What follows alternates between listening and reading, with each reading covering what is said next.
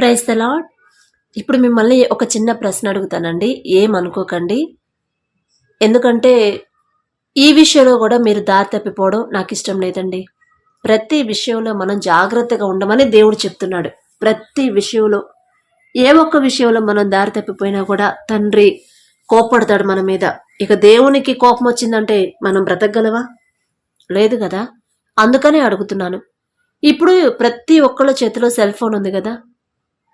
అదిగాక ఇప్పుడున్న ఫ్యాషన్కి అసలు మనం రెడీ అవ్వడం కూడా భలే చక్కగా రెడీ అవుతున్నాం కదా. అద్దంలో చూసుకుంటే మనల్ని మనమే గుర్తుపట్టలేనంత అందంగా తయారవుతున్నాం.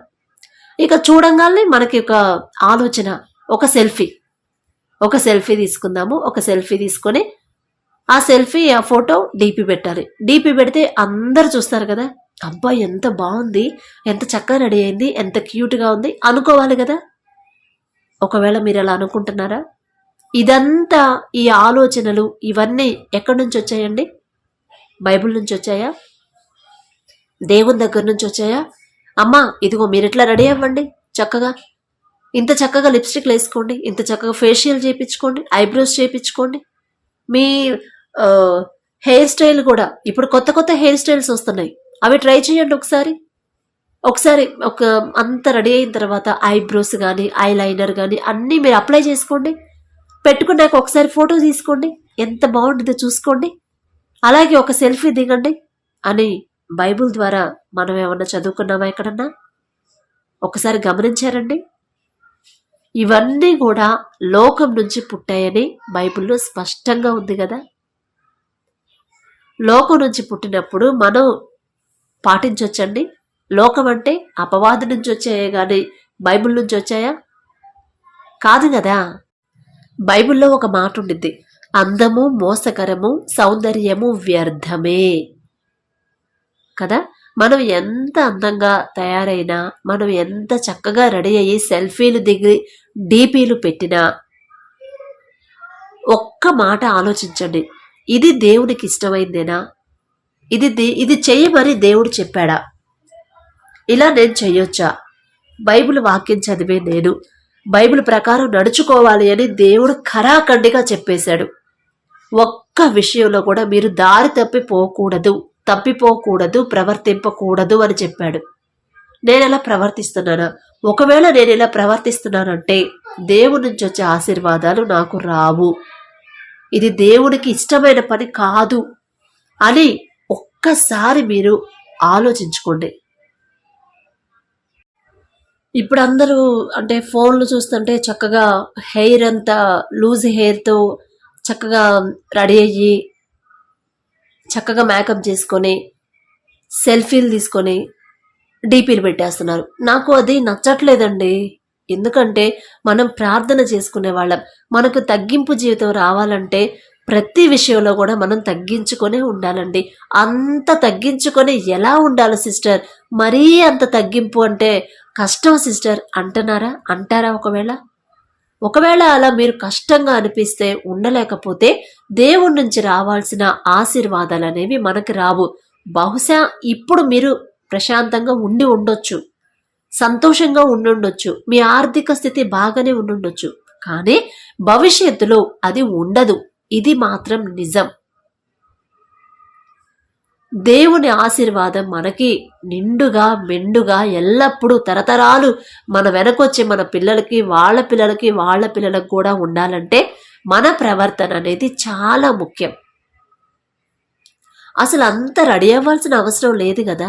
తగుమాత్రపు వస్త్రాలు ధరించుకోవాలి, ఆభరణాలు పెట్టుకోవద్దనే 1 పేతురులో మనం చదువుకుంటాం కదా బైబిల్లో. 1 పేతురు గారు రాసిన మొదటి పత్రిక 3వ అధ్యాయంలో చూస్తే, జడలు అల్లుకొనుటయు, బంగారు నగలు పెట్టుకొనుటయు, వస్త్రములు ధరించుకొనుటయను వెలుపటి అలంకారము మీకు అలంకారముగా ఉండక. అంటే ఆ వెలుపటి అలంకారం కూడా మనం అంత హెవీగా చేసుకోవద్దనే కదా. జడలు ఇప్పుడు హెయిర్ స్టైల్స్ ఇప్పుడు వచ్చాయి, అప్పట్లో జడలు మేబీ తక్కువే ఉండుండొచ్చు కదా ఈ మాటలు రాసినప్పుడు. కానీ ఇప్పుడు ఈ కాలంలో వస్తాయని తండ్రికి ముందే తెలుసు కాబట్టి మన కోసమే రాపిచ్చి పెట్టాడు. కాబట్టి వాక్య ప్రకారం ఎలా నడుచుకోవాలంటే ఇలాగే ప్రతిదీ వాక్యం చదువుతున్నామంటే మనం ఎలా ఉన్నాం, మన హెయిర్ స్టైల్ ఎలా ఉంది, జడలు అల్లుకునుట, నా ఇంట్రెస్ట్ అంతా మంచి హెయిర్ స్టైల్ మీద ఉందా, ఒకవేళ ఉంటే అమ్మో తప్పు, దేవుడికి ఇది వ్యతిరేకం అనుకోండి. బంగారు నగలు పెట్టుకుంటాం, సింపుల్గా పెట్టుకోండి, 1-2 వేసుకోండి, తప్పులేదు. కానీ మరీ అంత హెవీగా ఎబ్బెట్టుగా అందరు చూసి వామ్మో ఏది ఎంత అన్న అంత అవసరం లేదు. తర్వాత వస్త్రములు ధరించుకొనుటయను. వస్త్రములు అంటే ఇప్పుడంతా ఫ్యాషన్, అసలు ఆ డ్రెస్సులో కూడా మామూలుగా రావట్లేదు కదా. అవతల వాళ్ళు అలాంటి డ్రెస్ వేసారంటే మనం కూడా వేయాల్సిందే. వాళ్ళు మనం ఒకటేనా? అన్యులు మనం ఒకటేనా? మనం దేవుల్లో ఉన్నవాళ్ళం, క్రీస్తు ఆయన కింద ఉన్నవాళ్ళం, దేవుని ప్రేమ కింద, దేవుని చేతి కింద ఉన్నవాళ్ళం. వాళ్ళు మనం ఒకటేనా? ఒక్కసారి మనం గమనించుకోండి. మీరు ఇప్పుడు మీ పరిస్థితి బాగానే ఉండుండొచ్చు, కానీ భవిష్యత్తులో కూడా బాగుండాలంటే ఇలాంటి ఏమన్నా ఉంటే, నా వస్త్రధారణ ఎలా ఉంది, మరీ దేవునికి ఎక్కువగా హెవీగా అనిపిస్తుందా దేవుని దృష్టిలో? లోకస్తులు అంటే మనం అబ్బా భలే ఉంది భలే ఉందని మనం పొగుడుతారు, పైకెత్తుతారు. కానీ దేవుడు అలా పైకెత్తారండి. ఏంటి నీ వస్త్రధారణ ఏంటి, నీ వేషాలు ఏంది, నీ వేషధారణ ఏంది, అంత అవసరం లేదు, తగ్గింపు అంటాడు. అస్సలు ఊరుకోనండి తండ్రి. కాబట్టి మన వస్త్రధారణ ఎలా ఉంది? చున్నీ, మా బంధువుల్లో ఒక అమ్మాయి ఉండింది, నేనుంటేనేమో 2 పక్కలు వేసుకునేది, చున్నీ చక్కగా నీట్గా వేసుకునేది. నేను లేకుండా బయట నుంచి వస్తే మాత్రం ఒక పక్కనే ఉండేది చున్నీ. ఆ స్టైల్ అనేది ఎక్కడి నుంచి వచ్చింది? బైబిల్లో ఉందా? బైబిల్లో మనకు చెప్పారా తండ్రి ఇదిగమ్మా ఇది ఇలా వేసుకోండి?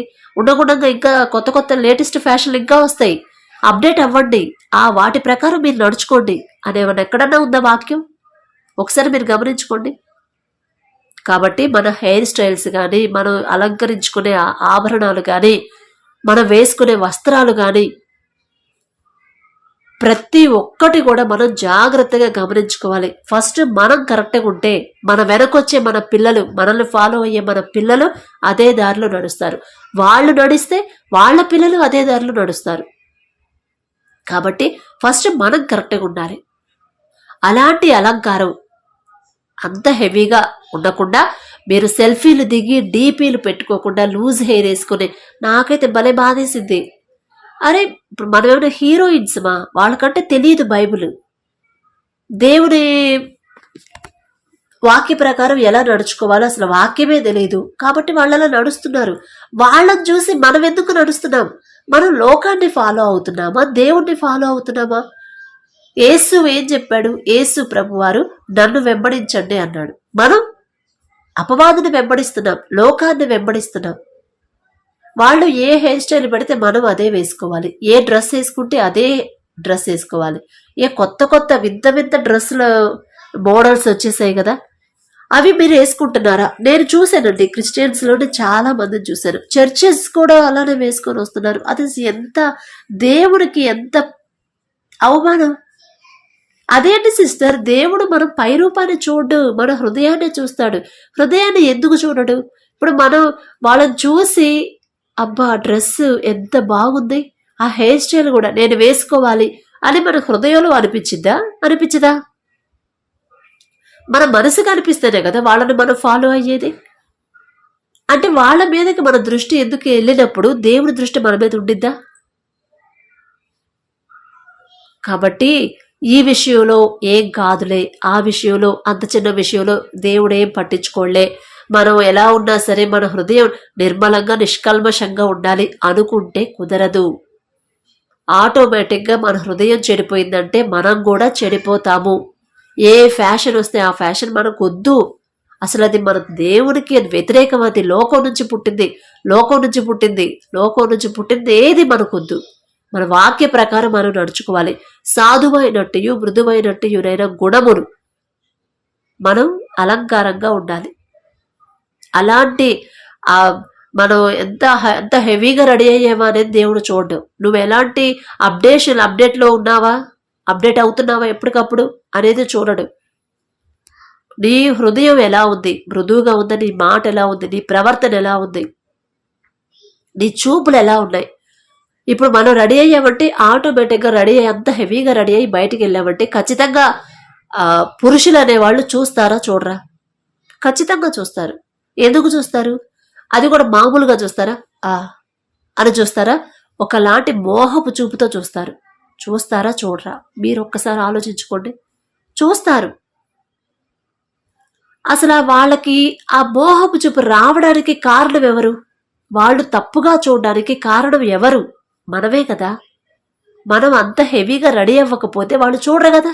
వాళ్ళ దృష్టి మన మీద ఎందుకు పడాలి? వాళ్ళ దృష్టి మన మీద పడేలా మనం ఎందుకు రెడీ అవ్వాలి? ఇలాంటి విషయాల్లో కూడా ఖచ్చితంగా మనం జాగ్రత్తగా ఉంటేనే దేవుని దృష్టిలో మనం ఉంటాం. దేవుడు మన పక్షాన మాట్లాడతాడు. వీటన్నిటిలో కరెక్ట్గా పర్ఫెక్ట్గా ఎలా ఉండాలో నాకు నేర్పించాడు తండ్రి. అది నా గొప్పతనం కాదు. అందుకే ఇప్పుడు హైదరాబాద్లోనే ఉంటున్నాను. 10 సంవత్సరాల నుంచి ఉంటున్నాను. అయినా సరే నాకు వద్దు, ఆ ఫ్యాషన్ వద్దు, ఏమి వద్దు, హెయిర్ స్టైల్స్ కానీ ఏం అవసరం లేదు. అక్కడ ఎలా ఉన్నాను ఇక్కడ కూడా అలానే ఉన్నాను. నన్ను అడుగుతారు అమ్మ వాళ్ళ దగ్గరికి వెళ్తే ఆంధ్రాకి, అసలు హైదరాబాద్లో ఉండే అంటే అమ్మ వాళ్ళు అడగరు, బయట వాళ్ళు అడుగుతారు. హైదరాబాద్ నుంచి వచ్చిన పిల్లలా ఉండవేందమ్మాయి, అక్కడ ఎంత ఫ్యాషన్గా ఉంటారు, అసలు ఎంత నీట్గా అంత మేకప్ చేసుకుని అంత ఇదిగా ఉంటారు, నువ్వేంది అసలు ఆ ఫ్యాషన్ ఏమి లేకుండా మామూలుగా ఉంటావు, ఏదో పల్లెటూరులో ఉన్నట్టే ఉంటావేంది అంటారు. నాకేం అవసరం అండి అవన్నీ? అవతల వాళ్ళు వెళ్ళి గోదావరిలో దూకారని నేను కూడా పోయి దూకుతానా? దూకొచ్చా? అదంతా లోకం నుంచి పుట్టింది. అక్కడికి వెళ్ళినంత మాత్రాన మనం మారిపోవాలా? అవసరం లేదు. మన దేవుని దృష్టి మన మీద ఉండాలి. దేవుని దృష్టి మన మీద ఎప్పుడు ఉండింది అంటే మనం అప్పుడు ఎలా ఉన్నామో ఇప్పుడు అలాగే ఉండాలి. అలా ఉంటేనే దేవుని దృష్టి అప్పుడు ఎలా ఉందో ఇప్పుడు కూడా ఆయన ఆశీర్వాదం, ఆయన తోడు, ఆయన కృప మనకి ఇప్పుడు కూడా ఉండాలి. అంటే అలా ఉంటేనే పరిస్థితులను బట్టి, ఊరిని బట్టి, ఊరు మారినంత మాత్రాన, దేశం మారినంత మాత్రాన మన బిహేవియర్, మన అలంకరణ, మన పై వస్త్రధారణ కానీ వేషధారణ కానీ మారాల్సిన అవసరం లేదు. మన మాటలు ఎలా ఉంది, మన నడవడిక ఎలా ఉంది. కాబట్టి ఇలాంటివన్నీ మీరు గమనించుకోండి. అందుకే ఇలాంటివన్నీ ఫాలో అవుతున్నారు కాబట్టి మనకు మనశ్శాంతి ఉండట్లేదు. దేవుడి నుంచి రావాల్సిన ఆశీర్వాదాలు మనకు రావట్లేదు. ఒక్కసారి ఈ విషయాల్లో మీరు ఎలా ఉన్నారు? మీరు తిట్టుకున్నా పర్వాలేదు, ఎందుకంటే చెప్పాల్సిన బాధ్యత నాది. అంటే నేనేదో మీకన్నా గొప్పదానని కాదండి, చెప్తున్నాను ఇలా ఉన్నారని. దేవుడి కృప ఎందుకో చెప్పాలనిపించింది. కాబట్టి సెల్ఫీలు, కొంతమంది ఉపవాసం ఉండి కూడా సెల్ఫీలు దిగుతున్నారు. అసలు ఏంటండి ఉపవాసం అంటే? మనం దేవుడికి ప్రతిష్ఠించిన రోజు అది. ఆ రోజు కూడా చక్కగా నీట్గా రెడీ అయ్యి, అంటే బైబిల్లో ఉంది కదా, నీరు మొహం విచారంగా పెట్టుకోవద్దు, ఉపవాసం ఉన్నట్టు బయట వాళ్ళకి తెలియకూడదు అంటున్నారని మనం చక్కగా ఆ రోజు చక్కగా రెడీ అయ్యి సెల్ఫీలు దిగమని చెప్పాడా? ఉపవాసం ఉన్న రోజు అంటే ఆ రోజు నీట్గా రెడీ అవుతాం కాబట్టి మనమే అద్దంలో చూసుకుంటే అబ్బా మనమే ఒక హీరోయిన్లా కనిపిస్తాం, సెల్ఫీలు దిగి డీపీ పెట్టుకుంటారు. ఏంటది? క్రైస్తవ స్త్రీలారా, క్రైస్తవంలో ఉన్న దేవుల్లో ఉన్న స్త్రీలం మనం ఎలా ఉండాలి? లోకానికి మాదిరిగా ఉండాలి. మనల్ని చూసి అవతటి వాళ్ళు మార్చుకోవాలి. మన ప్రవర్తన చూసి వాళ్ళు మారిపోవాలి. మన వస్త్రధారణ చూసి వాళ్ళు మారిపోవాలి. అరే ఆమె ఎంత సింపుల్గా ఉండింది, ఆఫీస్కి వచ్చిన కొత్తలో ఎలా ఉందో ఇప్పుడు కూడా అంతే ఉంది, ఇక మారదు. అయినా సరే సింపుల్గా ఉన్నా కూడా ఎంత చక్కగా ఉంది. అసలు ఆ మాటలు కానీ, ఆమె ప్రవర్తన కానీ, ఆ వస్త్రధారణ కానీ మరీ హెవీగా లేకుండా, అంటే ఒక రెస్పెక్ట్ ఇవ్వాలంటే మన ప్రవర్తన, మన పద్ధతి కానీ, మన వేషధారణ కానీ పరిస్థితిని బట్టి మారకూడదండి. అలా ఉంటేనే ఎదుటి వాళ్ళు మనకి రెస్పెక్ట్ ఇస్తారు. దేవుడు అంతకన్నా ఇష్టపడతాడు. కాబట్టి ఒకవేళ ఈ మాటలు వింటున్న మీరు అలా ఉంటే ఇప్పుడే మీరు ఆలోచించుకొని మీ పద్ధతి మార్చుకోండి. అదంతా లోకం నుంచి పుట్టింది. ఒక ఐబ్రోసే కదా అనుకుంటారేమో, అది కూడా లోకమే. ఒక ఫేషియల్లే కదా అనుకుంటారేమో, అది కూడా లోకం నుంచి పుట్టిందే. అందం అంటే ఫేషియల్ ఎందుకు చేపిస్తాం? అందం కోసం. ఐబ్రోస్ ఎందుకు చేపిస్తాం? అందం కోసమే, చక్కగా బొమ్మల్లా కనిపించాలని. కాబట్టి చాలా జాగ్రత్తగా. కాటుకు పెట్టుకున్నారా? కాటుకు పెట్టుకోవాలనిపిస్తే, మీ కళ్ళకి మంచిది అనిపిస్తే నైట్ పెట్టుకోండి, పగల పెట్టుకోకండి. బయటికి వెళ్ళేటప్పుడు కాటుకులు ఎందుకు పెట్టుకుంటున్నారు? కాటుక చేత నీ కనులు పెద్దవిగా చేసుకునిచున్నావే అని ఇర్మియా గ్రంథంలో ఉండింది. నిన్ను నీవు అలంకరించుకొనుట వ్యర్థమే అని బైబిల్లో ఉండింది. ఇది మాత్రం ఖచ్చితంగా మనం నడుచుకోవాలండి. మనం ఇక్కడున్నా, ఫారెన్లో ఉన్నా, పల్లెటూరులో ఉన్నా, సిటీలో ఉన్నా, ఎలా ఉన్నా సరే మనం అప్పుడు ఎలా ఉన్నామో ఇప్పుడు ఒకేలాగా ఉండాలి. మన దేవుడు మారని దేవుడు. మారమనే మనల్ని చెప్పట్లేదు. లోక పరిస్థితులను బట్టి నువ్వు మారమ్మా అని చెప్పే దేవుడు కాదు. ప్రతి చిన్న విషయం కూడా దేవుడు పట్టించుకుంటాడు.